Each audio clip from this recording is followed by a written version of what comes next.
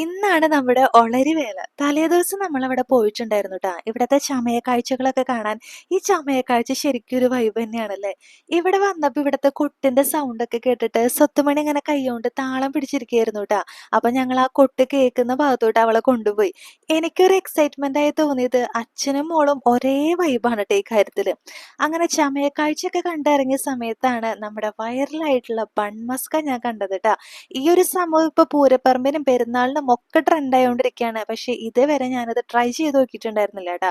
അങ്ങനെ ഒരു നോർമൽ ബൺമസ്ക കഴിച്ചു. എനിക്കത് ഭയങ്കരമായിട്ട് ഇഷ്ടപ്പെട്ടു ട്ടോ. ഈ ഒരു സമയത്താണ് നാത്തൂൻ വന്ന് വിളിച്ചത് കമ്മലിന്റെ കളക്ഷൻ കാണണമെങ്കിൽ ഓടിപ്പോന്നോളെ.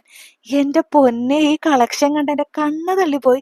അമ്മാതിരി കളക്ഷൻസ് ആയിരുന്നു ട്ടാ. ഇപ്പൊ എവിടെ പോയാലും സ്കിപ്പ് ചെയ്യാൻ പറ്റാത്ത ഒരു ചടങ്ങായി മാറിക്കൊണ്ടിരിക്കുകയാണ് നമ്മുടെ സ്വത്തുമണിക്കുള്ള കളിപ്പാട്ടം വാങ്ങല്. ഇതിന്റെ ഇടയിലാണ് ട്ടോ അമ്മ ഈന്തപ്പഴം കണ്ടത്. ഈന്തപ്പഴം കണ്ടു കഴിഞ്ഞാൽ പിന്നെ അമ്മയ്ക്ക് വേറെ ഒന്നും വേണ്ട.